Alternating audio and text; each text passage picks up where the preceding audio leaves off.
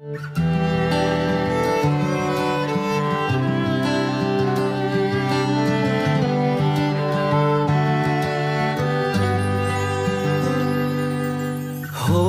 es el día de tu salvación.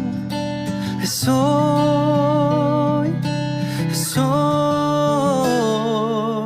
sin vacilar, ruega en oración.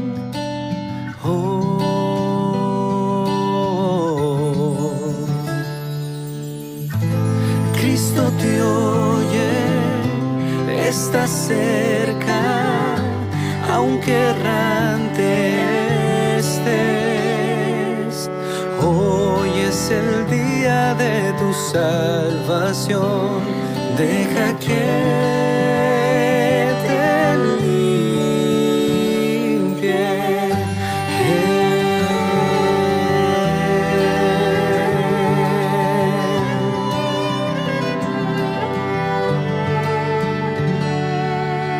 Hoy es el día de tu salvación.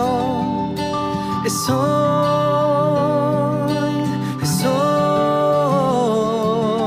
sin vacilar, ruega en oración.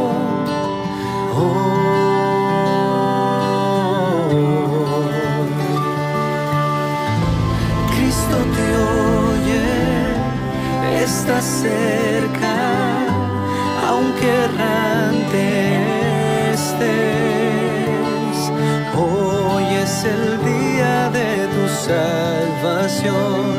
Deja que te limpie.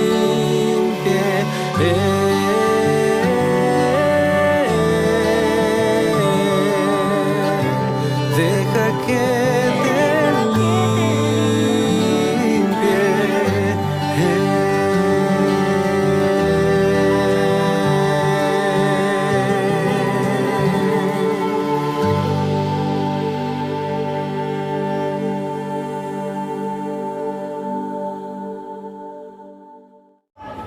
Bienvenidos a este sábado educativo para todo El Salvador. Antes de iniciar con este programa, vamos a pedir la bendición de nuestro Dios. Vamos a orar. Inclinen su rostro. Oremos. Amantísimo buen Padre que está en las alturas de los cielos, Señor. Le damos gracias por un día más de vida que nos ha regalado. Te pido, Señor, también por este sábado educativo, Señor, que tenemos. Bendigas a todos otros colegios, Señor, igualmente de nosotros, Señor. Todo te lo pido en el nombre de Jesús. Amén.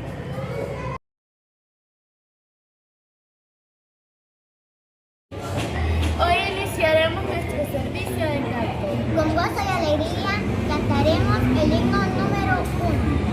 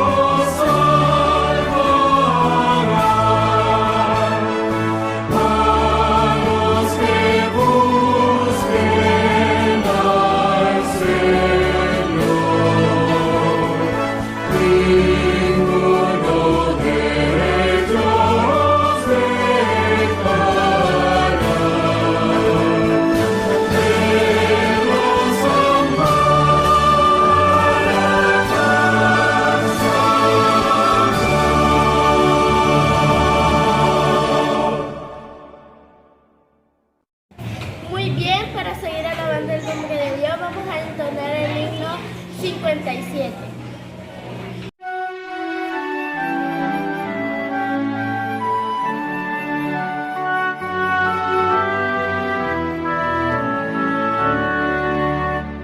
Mi Dios me ama, Él me ha salvado. Mi Dios me ama, Él me ama a mí. Y lo repito, mi Dios me ama, mi Dios me ama, Él me ama a mí. Cautivo estuve en el pecado, cautivo estuve sin Salvador. Y lo repito, mi Dios me ama, mi Dios me ama, Él me ama a mí. Envió a Cristo para librarme, envió a Cristo y me libró.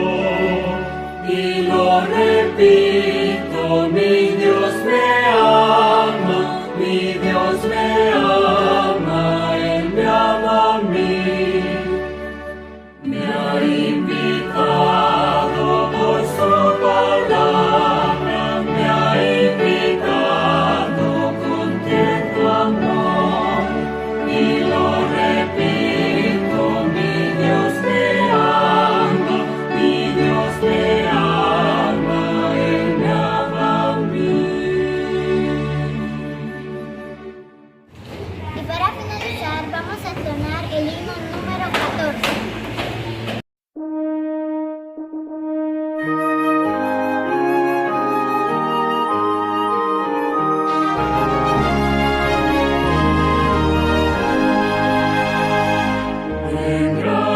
Engrandecido sea Dios en esta ocasión. Alegres juntos a una voz, dar gloria, gloria, gloria. A Dios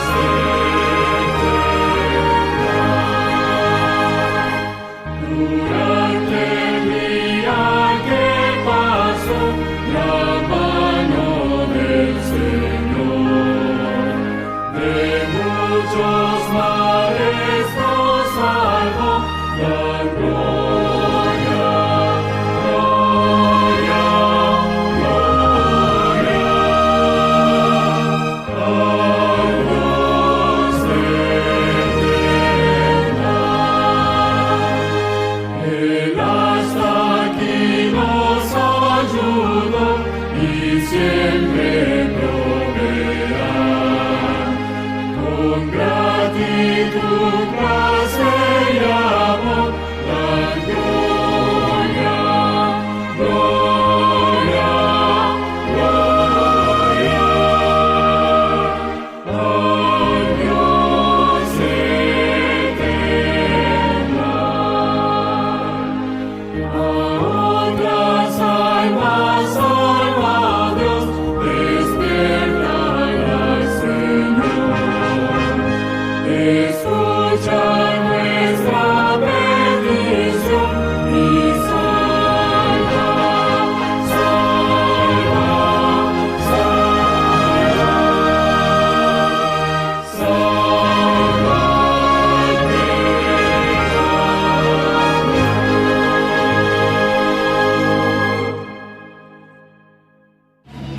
Agradecemos a cada uno de ustedes Por haber alabado el nombre de Dios.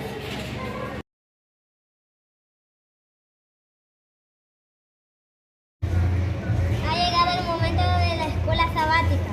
Espero que la disfrutes. Para seguir adelante, dejamos con ustedes al profe Salvador.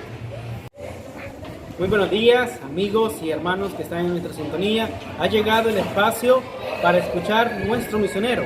En esta ocasión vamos a escuchar el testimonio del doctor Brizuela, alguien 100% salvadoreño, pero reside en Estados Unidos. Así que escuchemos, por favor. Hola, buenas tardes a todos. Muchas gracias por darme la oportunidad de poder compartir este mensaje. Primeramente quiero mencionar, mi nombre es Wilmer Brizuela.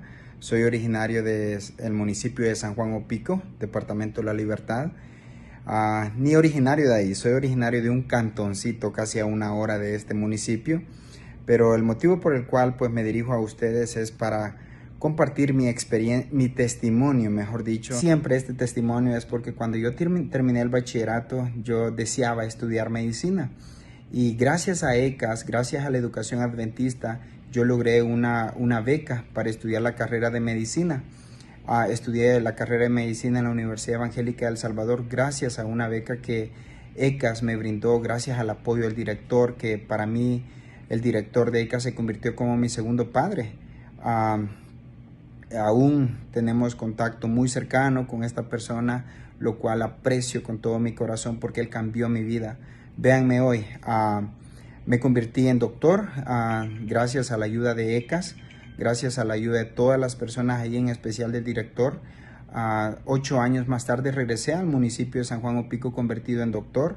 Luego trabajé por un par de años ahí y hoy actualmente trabajo en uno de los hospitales más grandes en el área de Denver, Colorado. Me encuentro aquí en Estados Unidos y tengo una familia hermosa, una esposa y 2 hijos que me han llenado el corazón. Todo esto ha sido gracias a que un día decidí llegar al colegio ECAS. A mi familia, mi madre en especial, pues no pudo darnos todo lo que sus hijos deseaban o queríamos, pero ella me dio esta oportunidad de poder conocer la educación adventista y ellos me cambiaron, no solamente porque me dieron educación, sino que también me dieron la oportunidad de conocer personas increíbles, desarrollarme en el aspecto espiritual, conocer a Jesús, que fue uno de los regalos más grandes también que pude haber conocido, ¿verdad? Entregarme a Jesús. Y de esa manera haber desarrollado mi vida en el transcurso de los años que tengo por definitivamente un camino mucho mejor de éxito, tanto en lo profesional como en lo familiar y en lo espiritual, porque hoy en día creo que la enseñanza espiritual es una de las cosas más importantes que todos los jóvenes deberían de recibir donde sea, en cualquier país. Así es que es mi testimonio. Gracias a la educación adventista hoy en día soy lo que soy, y jamás voy a olvidar todo lo que la educación adventista, en especial ECAS, hizo por mí. Este es mi testimonio y si yo estuviera en El Salvador jamás dudaría de poner a mis hijos en una educación o en un colegio adventista, porque no solamente van a aprender el valor de la educación, de ser respetuosos con la sociedad, sino también van a encontrar una familia y van a encontrar a Jesús, que todos los seres humanos tomamos la decisión de seguir a Jesús o no, pero este es un buen camino para aprender estos principios fundamentales en la vida del ser humano. Muchísimas gracias. Damos inicio a los 10 minutos de obra misionera con este versículo que se encuentra en Mateo 6:33. Dice: buscad primeramente el reino de Dios y su justicia, y todas estas cosas os serán añadidas. La educación adventista desempeña un papel crucial en el desarrollo de la verdadera identidad en la mente y el corazón de los niños y jóvenes, preparándolos para llegar a ser participantes activos en el plan misiológico de Dios en esta tierra. En esta ocasión daremos a conocer los alumnos adventistas y no adventistas que se encuentran en nuestra institución. Iniciamos con parvularia, con las 3 secciones, Kinder 4, Kinder 5 y preparatoria, en la que se encuentran 7 adventistas y 21 niños no adventistas.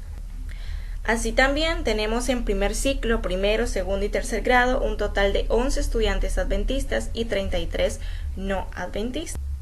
En segundo ciclo, que es cuarto, quinto y sexto grado, tenemos 13 alumnos que sí son adventistas y 11 alumnos que no son adventistas. Para finalizar, en tercer ciclo, que es séptimo, octavo y noveno grado, tenemos 13 alumnos adventistas y 13 alumnos no adventistas. En resultados globales tenemos 122 alumnos, de los cuales un 36%, que equivalen a 44 alumnos, sí son adventistas, y un 64%, que equivale a 78 alumnos, no son adventistas. También podemos añadir acá que la planta docente que trabaja en el Colegio Adventista de Zacatecoluca, los 8 maestros son adventistas, cada uno asiste a su iglesia respectiva, teniendo cargos y trabajando para Dios. Realmente el papel del colegio de Zacatecoluca juega un papel muy importante en cada uno de los alumnos que tenemos a cargo de nuestra institución, ya que hemos logrado muchos bautismos dentro del colegio y así estar ganando almas para Cristo, ¿verdad? El plan para este año es poder evangelizar a cada uno de los alumnos que tenemos para que así poder llevar almas a Dios y trabajar para Él. A continuación tendremos un interesante testimonio por Jonathan Calderón, uno de nuestros ex alumnos de nuestra institución, en el que podemos ver qué es lo que hace la educación adventista en la vida de nuestros estudiantes. Es un grato privilegio poder dirigirme a ustedes y poder testificar de la educación excelente que ha brindado el colegio durante este largo tiempo. Desde mi niñez pues yo pertenecí al colegio adventista hasta 9º grado, en lo cual pues me inculcaron valores y principios que hasta este momento yo agradezco. Invito a cada padre de familia que pueda poner a sus hijos en el colegio adventista, no se va a arrepentir, es un esfuerzo pero que al final valdrá la pena. Yo agradezco a Dios por participar y poder pertenecer a este grupo de alumnos de los cuales perteneció el colegio adventista y pues muy agradecido también con cada uno de los maestros que fueron parte de mi educación. Así que adelante y no se va a arrepentir cada padre de poder poner a sus hijos en el Colegio Modelo Adventista de Zacatecoluca. Muchas gracias. Ahora ha llegado el momento del repaso de la lección. Pongamos mucha atención. Qué bueno que están con nosotros. Una cordial bienvenida. Estamos en la introducción general número 9 del libro de los Hebreos. Gracias por acompañarnos. Este es su programa Lecciones de la Biblia. El título de toda esta semana será Jesús, el sacrificio perfecto. Cada vez nos adentramos más en el gran tema del libro de Hebreos. Y entre esta y la próxima semana estaremos tocando el sumo, la verdadera raíz de la obra de intercesión de Cristo en el santuario celestial. Texto de Hebreos capítulo 10, versículo 14. Porque con una sola ofrenda hizo perfectos para siempre a los santificados. ¿Quiénes son los santificados? Los que se han apartado del mundo y se entregan a Cristo, se bautizan por inmersión y pasan a ser los santos. Pero según este texto, a esos santos hay que hacerlos perfectos. Esta semana quiero dejar algunas herramientas que ya he repetido en otras situaciones, pero hay muchas preguntas en nuestro chat y agradecemos mucho cuando nos envían preguntas y sus pedidos de oración. Y me gustaría repetir algunas cosas que van a ser básicas y fundamentales para entender el sacrificio de Cristo y el obedecer la ley de Dios como un resultado final de habernos entregado a Jesús. El primer punto es, Dios dio leyes al ser humano en el pacto y hay dos que causan confusión, se confunden. La ley de Dios de los 10 mandamientos es la ley que Dios dio en el Edén a Adán y Eva. No había sacrificios, no había muerte, no había absolutamente nada de sacerdocio, porque no existía el problema del pecado. Una vez que el ser humano peca, comenzaron los sistemas de sacerdocio y sacrificio, pero de una manera muy especial, cuando salen de Egipto y van al Sinaí, allí Dios les muestra cómo hacer el santuario celestial e instituye la ley ceremonial, que se llama también ley de Moisés. Esta ley ceremonial, ley de Moisés, junto con la ley de los 10 mandamientos, las dos fueron dadas por Dios y vamos a usar muchos textos, pero son distintas, son totalmente distintas. Voy a mostrarles, por ejemplo, Éxodo 25, 16. Pondrás en el arca el testimonio que yo te daré. En el arca del pacto tienes que poner el testimonio. Bueno, ¿qué es el testimonio? Vayamos un poco a Éxodo capítulo 32, versículo número 15. Volvió Moisés y descendió del monte trayendo en sus manos las 2 tablas del testimonio, escritas por ambos lados, de uno y de otro lado estaban escritas. Quiere decir que el testimonio es la misma ley de Dios, los 10 mandamientos. Es la primera vez que se los da por escrito. Siempre fueron verbales y estaban en el Edén. Ahora, Dios le dice a Moisés, ponga en el arca los 10 mandamientos, el testimonio, las tablas de piedra que yo escribí. Moisés cumplió con esto. Éxodo 40, 20, cuando instaura el sacerdocio y el santuario, dice Éxodo 40, 20, y tomó el testimonio, o sea, los 10 mandamientos, en tablas de piedra, y los puso dentro del arca. Esta se llama ley de Dios, es escrita por el dedo de Dios en tablas de piedra y es puesto dentro del arca. Ahora vamos a la segunda. Quiero que vayamos a Deuteronomio 31. Por eso la Biblia hay que leerla toda antes de llegar a conclusiones. La otra ley se llama ley de Moisés y tenía todas las leyes ceremoniales, civiles, sanitarias. Ahí estaba escrito todo, pero no fue escrita por Dios, fue dada por Dios. Miren lo que dice Deuteronomio 31, 24. Acabó Moisés de escribir las palabras de esta ley en un libro hasta concluirse. Dio órdenes Moisés a los levitas que llevaban el arca del pacto de Jehová diciendo, tomen este libro de la ley y pónganlo al lado del arca del pacto de Jehová vuestro Dios y esté allí por testigo contra vosotros. Vieron que esta es distinta.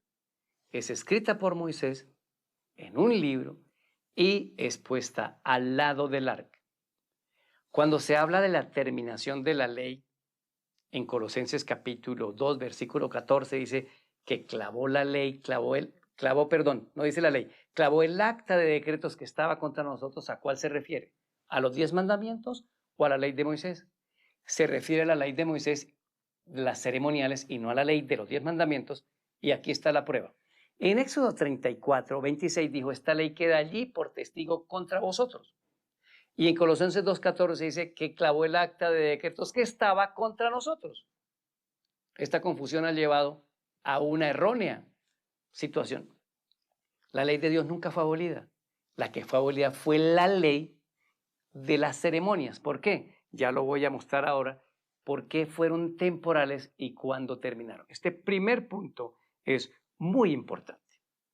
Ahora vayamos a un segundo punto. La temporalidad y la eternidad de la ley de Dios. ¿Ok? ¿Cuál era temporal y cuál era eterna? Bueno, comencemos con la ley de Dios. En el Salmo 19, versículo 7, el salmista David dice algo con respecto a la ley de Dios. Salmo capítulo 19, del 7 al 9. La ley de Jehová es perfecta, que convierte el alma. El testimonio de Jehová es fiel, que hace sabio al sencillo. Los mandamientos de Jehová son rectos, que alegran el corazón. El precepto de Jehová es puro, que alumbra los ojos.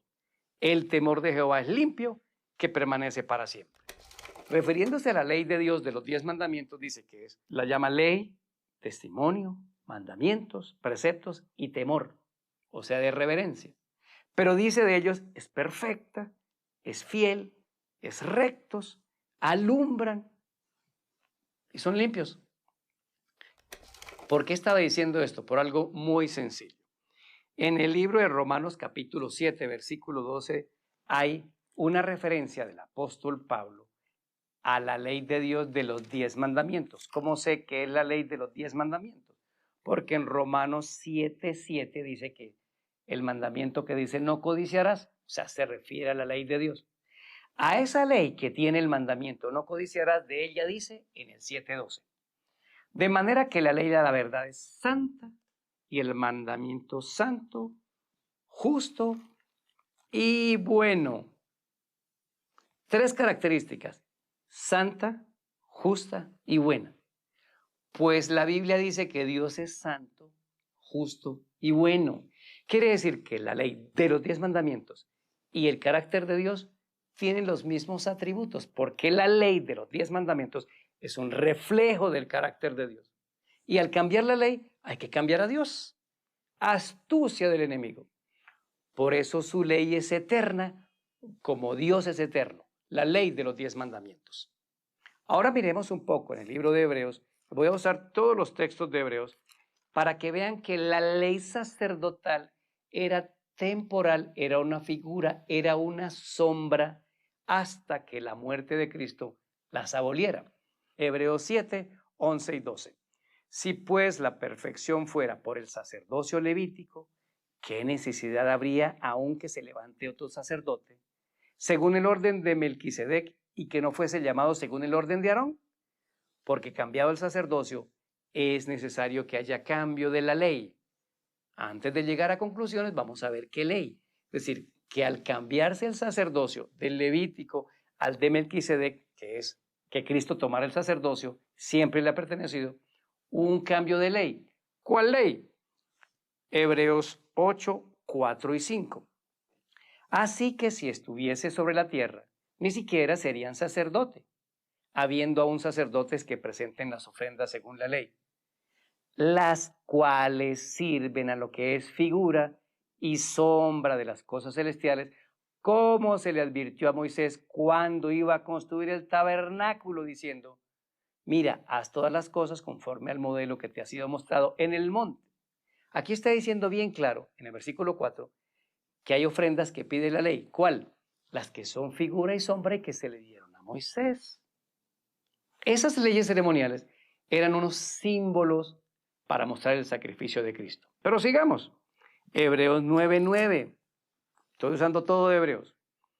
En Hebreos 9, el autor de Hebreos está hablando de cómo estaba instituido el santuario aquí en la tierra y de todas las ceremonias y sacrificios, y hablando de ellos dice, 9:9. Eso es un símbolo para el tiempo presente, según el cual se presentan ofrendas y sacrificios que no pueden hacer perfecto en cuanto a la conciencia al que practique ese culto. Y noten lo que dice el 11. Pero estando ya presente Cristo, sumo sacerdote de los bienes venideros, por el más amplio, perfecto tabernáculo, no hecho de manos, es decir, no de esta creación, y luego sigue diciendo, oye, eso era símbolo hasta que estuviera presente Cristo. ¿Dónde? En su muerte en la cruz. Y noten que en el versículo 10 dice que esas leyes incluían comidas, bebidas, ordenanzas impuestas hasta el tiempo de reformar las cosas. ¿Cuándo? Versículo 11 de Hebreos 9. Cuando estuviera presente Cristo. Eso significa que era una ley temporal. Y vamos al 10:1. Porque la ley, teniendo la sombra de los bienes venideros, no la imagen misma de las cosas, nunca puede, por los mismos sacrificios que se ofrecen continuamente cada año, hacer perfectos a los que se acercan. ¿Sí ven? La ley que contiene la sombra de los bienes venideros, que se refiere a los sacrificios. Conclusión, la ley de Dios es eterna, los 10 mandamientos. Las leyes de Moisés, las ceremoniales, son las temporales que Cristo clavó en la cruz. Yo espero que esta explicación nos ayude, porque hay mucho prejuicio. Es que no hay ningún temor con la ley de Dios. Eso estuvo bien hecho. El temor es que yo no puedo obedecerla y que tiene que haber un proceso en mí para que Dios cambie mi vida y yo pueda permitir ese cambio. ¿Cómo se llama ese cambio? Que el carácter de Cristo sea implantado en mí a través de una relación y de pelear la buena batalla de la fe. Eso se llama la intercesión de Cristo. Eso es lo que está haciendo Cristo allá. Por eso siempre les decía, la intercesión no es rogar y rogar y rogar, apiádate, Señor. No, es rogar y rogar y rogar que yo permita. Ayúdeme, Señor, ayúdeme a que yo permita ese cambio en mi corazón. Vamos con el punto número 3. ¿Por qué un sacrificio y por qué muerte? Bueno, es claro el asunto. Romanos 6:23 dice que porque la paga del pecado es muerte, mas la dádiva de Dios es vida eterna en Cristo Jesús. Y en 1 Juan 3:4 dice que el pecado es transgresión de la ley. ¿Quién violó la ley? ¿Quién la transgredió? El ser humano. Ahora, esa ley dice muerte. Y recuerden que la muerte genera violencia y hay derramamiento de sangre cuando hay violencia. Entonces la única manera de pagar esta deuda es con una muerte violenta. Por eso Cristo sufre la muerte que sufrió. Porque Él sufre la segunda muerte. Una muerte que separará a los hombres por la eternidad de Dios y nunca más tendrán oportunidad de salvación. Por eso es una muerte tan horrorosa. Y el Cordero viene y dice que sin derramamiento de sangre no hay remisión de pecados. A ver, veamos un poco esto. ¿Qué es remitir? ¿Qué es un remitente? Un remitente es al que yo le envío algo. Por eso, cuando Cristo derrama sus pecados, mis pecados son remitidos. ¿A dónde? A Él. Cuando yo confieso mis pecados le son puestos a Él. Y su sacrificio perfecto me los perdona. ¿Ven ahí por qué no se puede poner un intercesor a los santos o una intercesora en lugar de Cristo? Porque Él es a quien se le remiten los pecados. Y no necesita ningún ablandamiento de amor de Dios porque ya es amor puro. Esto de remisión de sangre y perdón de pecados demuestra la violencia que el diablo utilizó para dañar el carácter de Dios y finalmente le echa culpa a Dios. Todo esto que estamos viviendo hoy en el mundo, un desorden en el mercado, un desorden en los precios, un desorden en las ideologías políticas, un desorden en el estilo de vida. Esa es la violencia que el diablo tiene contra nosotros. Nada más mire las canciones que hoy se están tocando y que tienen millones y millones de seguidores. Uno pone un sermón y por ahí tiene unas vistas. Pero alguien pone una canción grosera, fea, que daña la dignidad del hombre y de la mujer en cuanto al sexo. Millones de seguidores. Es la violencia.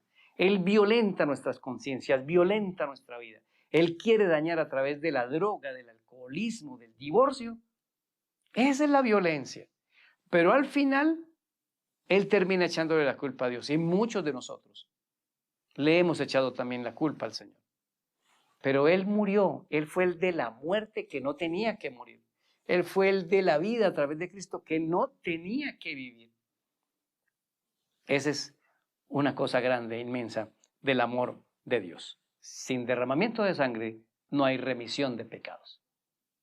Ahora vamos al cuarto punto. En el cuarto punto es cómo debería haber muerto Cristo. Miren, el sacerdocio y el sacrificio era lo siguiente. La Pascua era el momento en que se mataba el cordero. Y estoy hablando del sacrificio que es aparte del diario, ¿no? La Pascua era una fiesta instituida en donde se mataba el cordero para recordar la liberación de Egipto. Cristo muere para liberarme del pecado. Pero esa Pascua, ese día ocurría a las 3 de la tarde, era un cordero sin mancha e inocente y lo tenía que matar el sacerdote. Bueno, Cristo es el cordero, Cristo es la Pascua, dice Pablo, Cristo es el sin manchas e inocente.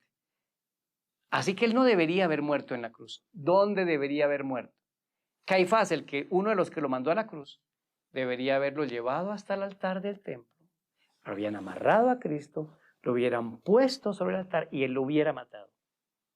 Esa era la muerte según el sacrificio del santuario. Pero Cristo terminó en una muerte que Dios no planeó, la planeó el diablo. ¿Usted se imagina ese ser santo que todos aceptaran? ¡Qué cantidad de llanto! ¡Qué cantidad de dolor ver morir a Cristo en manos de Caifás! Y Caifás decía, no puedo hacerlo, Caifás, tienes que hacerlo porque el Hijo del Hombre tiene que morir, el Cordero tiene que morir. Hubiera sido un mayor impacto en la salvación de las personas. ¡Oh, maravilla de maravillas! ¡Qué bueno es Dios! ¡Qué bueno es el cielo! Por eso Jesús es el sacrificio perfecto. Únicamente valoraremos este sacrificio cuando te sumerges en la vida de Cristo Jesús. Mantén tu relación con Dios. Mantengamos el estudio de la palabra, mantengamos la oración. Pasan temas y temas de lecciones de la Biblia y otros repasos y sermones y nada cambia en nuestra vida. ¿Qué está pasando? ¿Qué es lo que está sucediendo? Es muy sencillo. No hemos terminado de comprender el sacrificio y por eso no lo podemos valorar. Hoy hemos hecho un esfuerzo en lecciones de la Biblia por este punto. Necesitamos orientar mejor nuestra mente hacia el cielo, porque nos está distrayendo todo lo de la tierra. Puesto los ojos en Jesús, el autor y consumador de la fe. Oremos. Buen Padre, gracias por esta introducción, por la Biblia, por estos temas. Ayúdanos a comprender el sacrificio de Jesús. Impáctanos con esta historia, que la podamos leer muchas veces. Y así tú puedas dibujarte en nosotros, que es tu mayor anhelo. Bendice cada persona que ha visto este repaso y guárdala en el nombre de Jesús. Amén.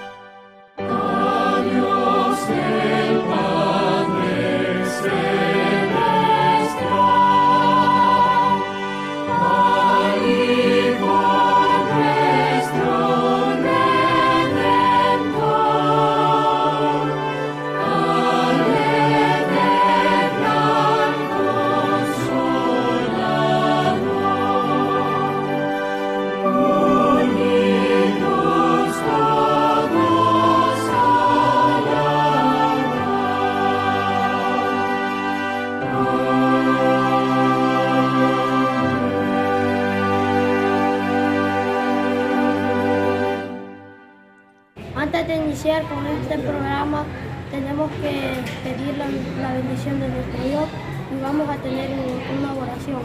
Oremos. Amante y buen Padre que estás en la altura de los cielos, Señor, te damos gracias por una mañana más que nos has regalado. Te pido, Señor, por el predicador, por los diezmos y las ofrendas, Señor, y por cada uno de los hermanos que están aquí presentes. Todo te lo pido en el nombre de Jesús. Amén. Sean todos bienvenidos a la casa de Dios. No hay duda que han escogido el mejor lugar para adorar el nombre de Dios. Les damos un saludo a cada uno de los que nos están escuchando. Para seguir adelante vamos a entonar el himno número 333.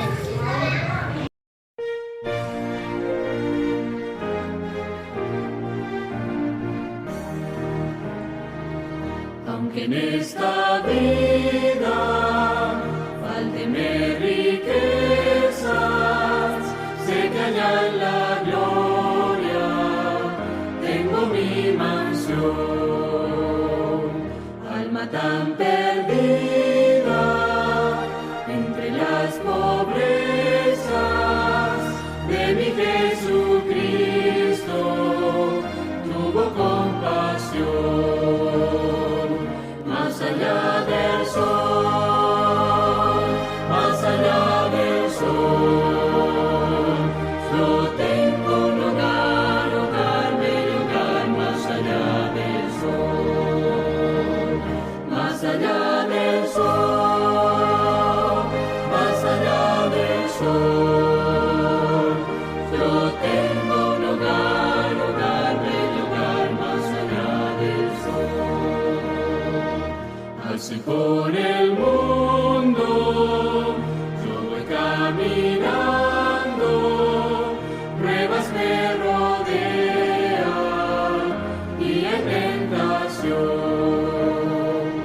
pero Jesucristo, que me está probando, llevará-me salvo hasta su mansión. Más allá del sol, más allá del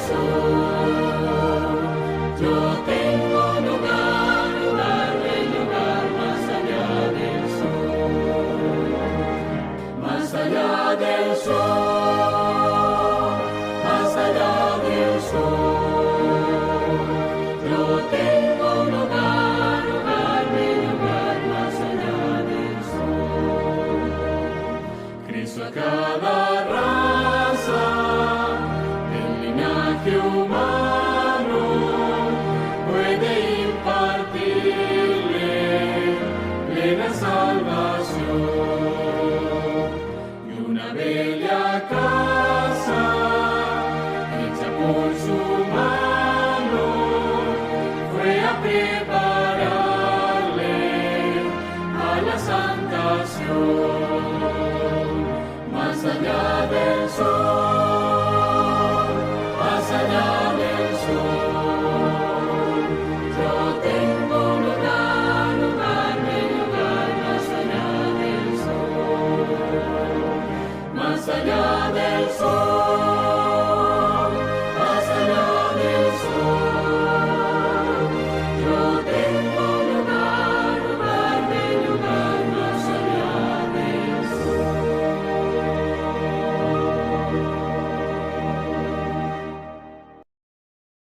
Ahora escucharemos la parte más importante de este momento, que es la Santa Palabra de Dios. Escuchemos todos con reverencia, por favor. El tema para hoy, el plan de salvación y la educación adventista. El propósito, mostrar que las instituciones adventistas fueron creadas como un instrumento para enseñar a niños y jóvenes a amar a Jesús. Mamá, papá, encontramos al hombre más maravilloso del sanatorio. Es el mejor maestro que hemos conocido. Es justo el maestro que necesitamos y que queremos tener en nuestra escuela. Qué bonito escuchar estas palabras de parte de un estudiante hacia su maestro. Y me recuerda lo que dice la sierva de Dios, refiriéndose a cómo la gente amaba, le gustaba escuchar a Jesús. Ella dice, la manera como Cristo enseñaba era bella y atrayente. Los niños de este incidente eran Edson y Willie White, hijos de Elena y Jaime White.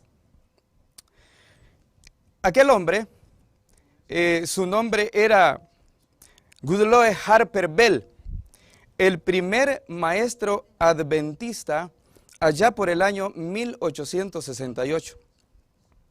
Este hombre jamás pensó en el alcance que tendría la educación adventista alrededor del mundo, y menos Martha Budington, al abrir la primera escuela en el año 1853.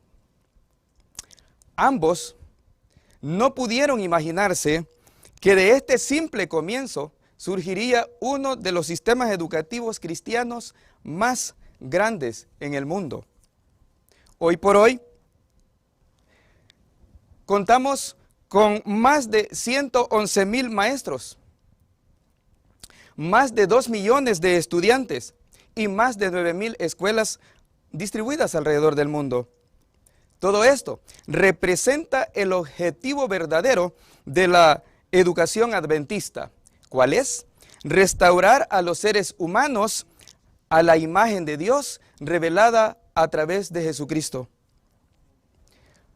¿Para qué existen las instituciones educativas adventistas? El destacado y renombrado educador George Knight señala, no es demasiado enfatizar que fueron las necesidades de la misión apocalíptica a toda nación, pueblo y lengua lo que dio energía a los comienzos de la educación adventista en la década de 1870. Sí, en las instituciones educativas adventistas, los estudiantes son preparados para conocer las grandes verdades que encontramos en la palabra de Dios. Pero también son preparados tanto niños y jóvenes para que aprendan a amar a Jesús. Este Es el objetivo fundamental de las instituciones educativas adventistas.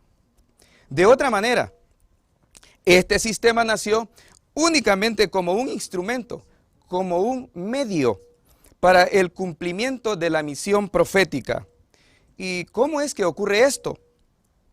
Bueno, en primer lugar, debemos decir que en las instituciones adventistas se prepara a niños y adolescentes, a jóvenes, para el reino eterno de Dios. Y en segundo lugar, se les prepara también para que sean misioneros, es decir, colaboradores también para el cumplimiento de esta misión.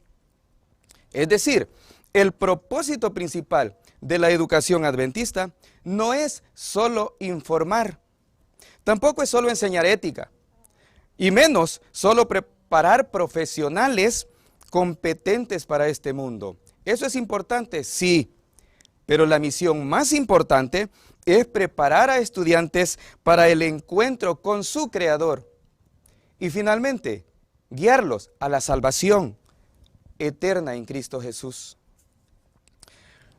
A nuestras instituciones asisten estudiantes con una diversidad de problemas, como a cualquier otra institución. Llegan de hogares disfuncionales, llegan estudiantes que sufren el dolor por la pérdida de un ser querido. Pero, ¿qué es lo peculiar de nuestras instituciones?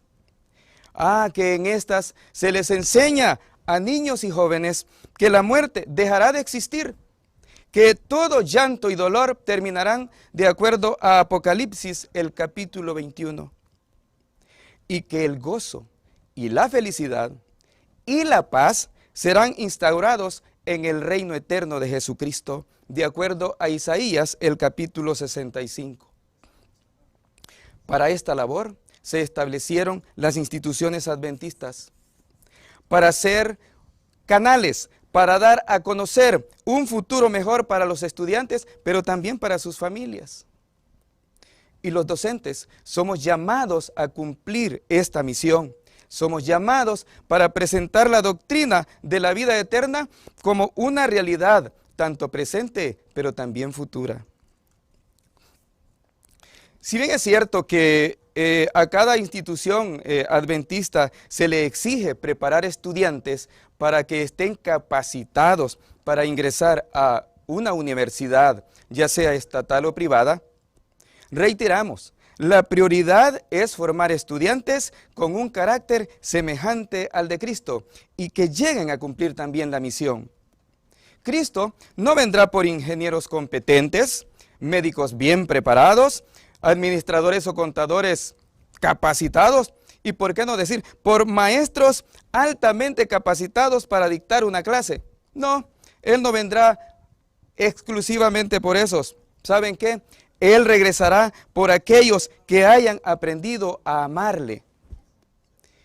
Y en nuestras instituciones se enseña eso todos los días y en cada clase. Cuando se comienza una clase, cuando oramos, cuando reflexionamos, cuando les invitamos a orar por ellos y también por sus familias.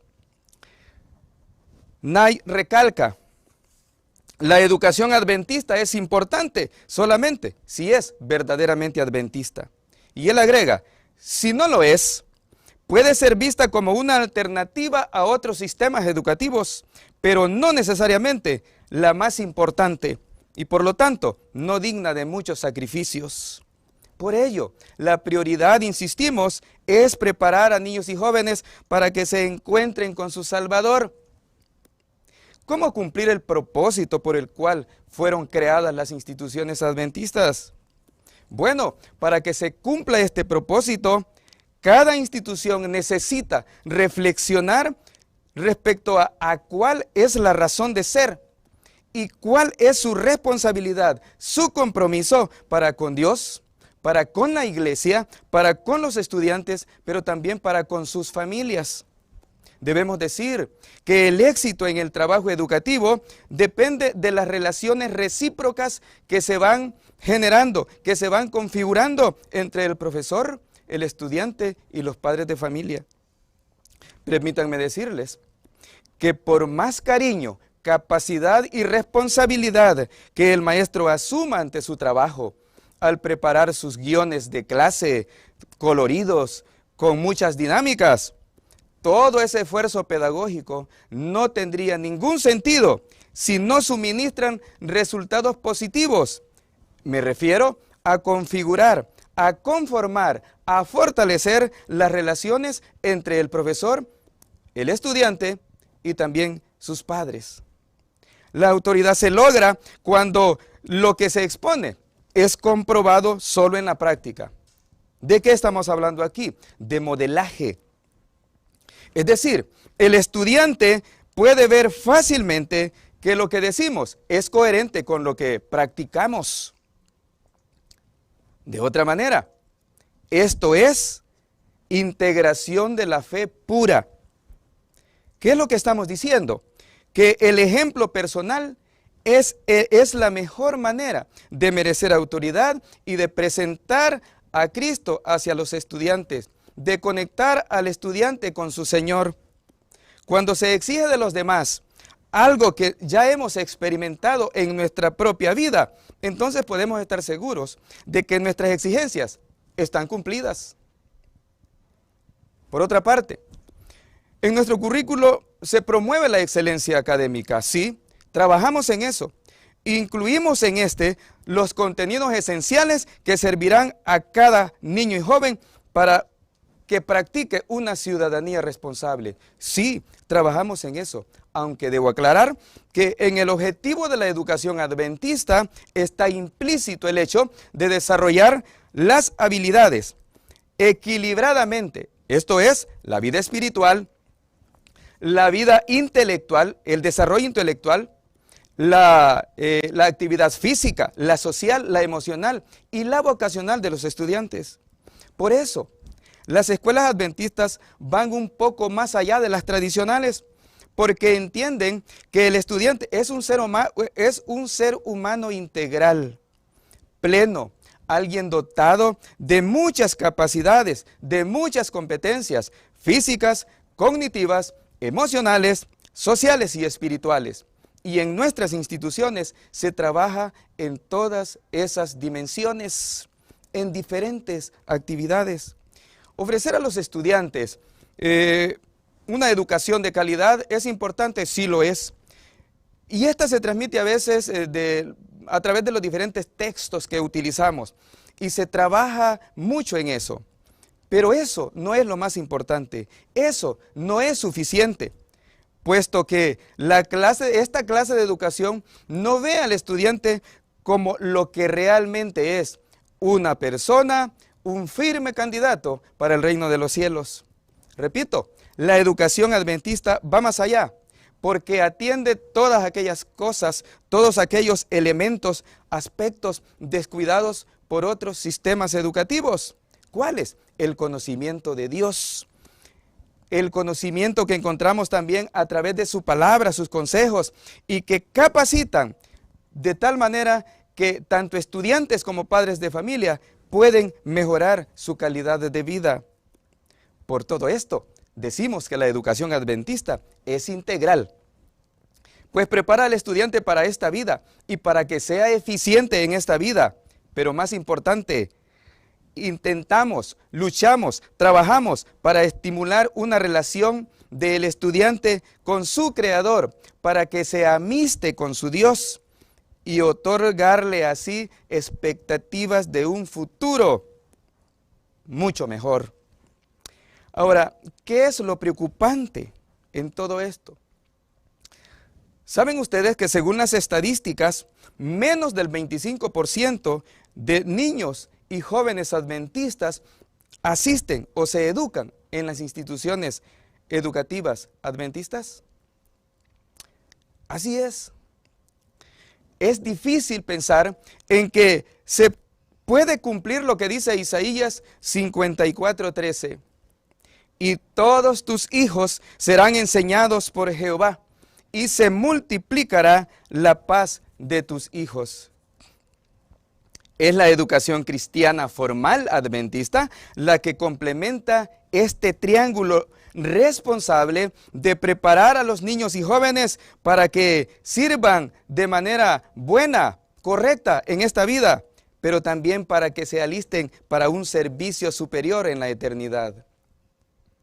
Elena G. de White, refiriéndose a la escuela de los profetas, ella dice: las escuelas de los profetas fueron fundadas por Samuel para servir de barrera contra la corrupción generalizada, para cuidar del bienestar moral y espiritual de la juventud. Sí, y saben ustedes que el objetivo de las instituciones educativas actuales no es diferente, es el mismo. Y es el hecho de que nuestras instituciones se conviertan en una barrera protectora para los niños y para los jóvenes. Aparte de fomentar el desarrollo físico y mental, se le da a la educación espiritual un énfasis preponderante. Por esta razón, nuestro lema es: educar es redimir. Las instituciones educativas, como sabemos, nacieron en la mente de Dios y por lo tanto concluimos pues que este es un plan de origen divino. Y cuando pensamos en que este es un plan de origen divino, entonces tenemos que pensar que las instituciones educativas estuvieron también o están dentro del plan de la salvación. No podemos pasar por alto que la educación adventista tiene un gran enemigo. Sí, Satanás trata de alejar a los niños y jóvenes de las instituciones educativas adventistas para influirlos de manera negativa. Sí, quiere alejarlos de allí. Y saben que a raíz de eso se han generado o desarrollado una serie de mitos, que algunos han llamado mitos. Yo quiero referirme a dos brevemente esta tarde. El número 1. La educación adventista es de bajo nivel académico con respecto a otras. Yo quiero decir categóricamente que eso no es así. Pero asumamos por un momento en que eso es verdad. Entonces, debemos estar de acuerdo con lo que hace algún tiempo dijo una hermana. Prefiero que mi hijo vaya burro al cielo antes que sabio al infierno. Y saben que, aunque esta expresión, esta frase puede resultar para algunos quizás un poco trivial, tiene mucho de verdad, pues está en consonancia con lo que dice el libro de Mateo en el capítulo 16 y el versículo 26, pues, ¿qué aprovechará al hombre si ganare todo el mundo y perdiere su alma? ¿De qué servirán todos los sacrificios? ¿De qué servirá todo? De nada. Número 2, la educación adventista es muy costosa económicamente hablando. Y quiero referirme a lo que dice el libro de Éxodo, el capítulo 2 y el versículo 9. Y la hija de Faraón le dijo: lleva a este niño y críamelo, y yo te pagaré. Y la mujer llevó al niño y lo crió. Creo que todos conocemos el contexto de esta cita bíblica. Pero cuando vemos esta cita, podemos ver el cuadro de lo que vivimos en nuestras instituciones actuales, en nuestras instituciones educativas. ¿Por qué? Hace un momento hablábamos de estadística y decíamos que menos del 25% de nuestros estudiantes son adventistas, provienen de hogares adventistas. ¿Qué es lo que significa esto? Que más del 75% de los estudiantes, niños y jóvenes que tenemos en nuestras escuelas no son de la iglesia. Permítanme hacer una pequeña adaptación de este pasaje. ¿Saben ustedes que la hija de Faraón, como diríamos, no era adventista? Y por lo que sabemos, ella no sabía quién era esta mujer que iba a criar a este niño. Es decir, una no adventista buscando a alguien para que educara a su niño, buscando a un adventista. ¿Saben ustedes que en nuestras instituciones es justamente lo que vivimos? muchos estudiantes provienen de hogares no adventistas, no cristianos. Pero los padres han valorado y han tomado la determinación, han decidido enviar a sus hijos a nuestras instituciones porque saben lo importante que es la educación cristiana. Y déjenme retomar el punto de que la educación adventista es costosa. ¿Saben qué? Estoy de acuerdo. Es costosa. ¿Saben por qué? Porque podría costar la salvación de nuestros niños y nuestros jóvenes. Entonces, quizás podemos preguntarnos, ¿valdrá la pena ahorrar unos cuantos dólares a riesgo de perder a nuestros hijos? Yo creo que no, y yo creo que ustedes estarán de acuerdo conmigo. En conclusión, Dios anhela ser nuestro maestro y el de nuestra descendencia, o sea, de nuestros hijos. ¿Para qué? Porque Él quiere darnos paz, esa paz que solo viene de Él. Reitero lo que dice Isaías 54:13, y todos tus hijos serán enseñados por Jehová, y se multiplicará la paz de tus hijos. Este será el resultado no solo para nuestros hijos, también será el resultado para nosotros como padres, si tan solo permitimos que nuestros hijos sean enseñados por Jehová. Quiero referirme al llamado, al mandato que encontramos en el libro de Deuteronomios, el capítulo 6, versículos 6 y 7. Y estas palabras que yo te mando hoy estarán sobre tu corazón, y las repetirás a tus hijos, y hablarás de ellas estando en tu casa, y andando por el camino, y al acostarte, y cuando te levantes. Permítanme hablar de un triángulo amoroso. Sí, ese triángulo en el que están involucradas tres instituciones. La primera, el primer lado del triángulo. Eduquemos a nuestros hijos en nuestros hogares. En nuestros hogares se les enseña también a amar a Jesús. El segundo lado de este triángulo, llevémoslos al templo para que allí también sean instruidos. Allí también se les enseña a amar a Jesús. Y finalmente, cerrando el triángulo, enviémoslos, llevémoslos a instituciones educativas cristianas adventistas para que también allí se formen, se transformen. Allí recibirán una educación integral. En ese sentido, quisiera decir que tanto padres como docentes tenemos un objetivo en común. ¿Cuál es? Salvar a nuestros niños y a nuestros jóvenes. Entonces, la recompensa será grande en esta vida. Pero no solo en esta vida, también será grande en la vida venidera, en la vida eterna. Que Dios nos ayude a tomar decisiones sabias y responsables en este aspecto. Que Dios nos ayude y nos bendiga a todos. Vamos a orar. Padre nuestro que estás en el cielo, muchas gracias porque tuviste a bien crear las instituciones educativas adventistas para que formaran parte de este plan de salvación. Y gracias porque nos has tomado en cuenta para que colaboremos y contribuyamos a cumplir la misión.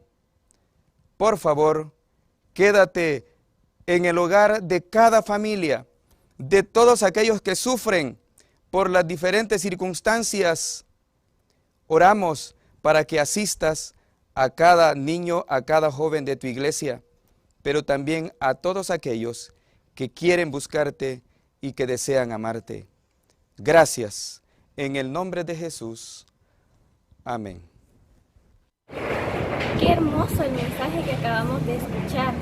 Para finalizar, vamos a entonar el himno número 15.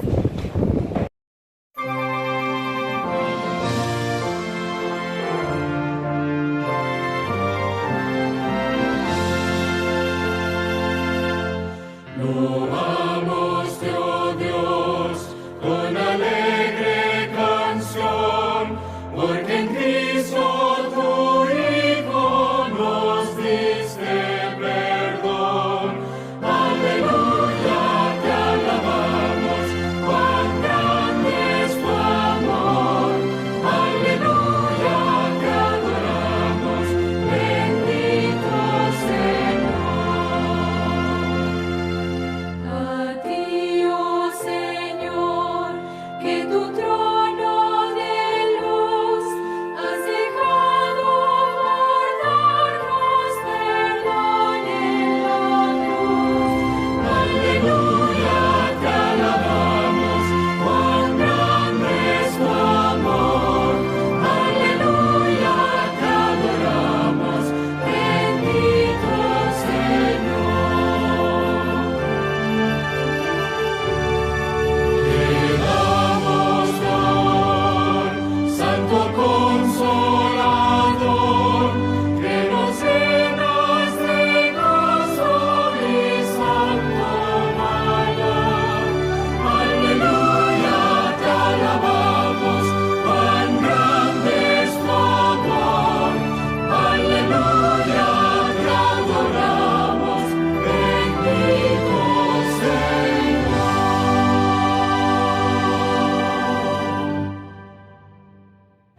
Para finalizar esta reunión espiritual, vamos a tener todos una oración dirigida al reino de los cielos. Oremos, por favor. Bendito Padre que estás en los cielos, santificado y glorificado sea tu dulce nombre. Gracias, mi Dios, por tu palabra escuchada. Gracias por la presencia de nuestros hermanos y hermanas.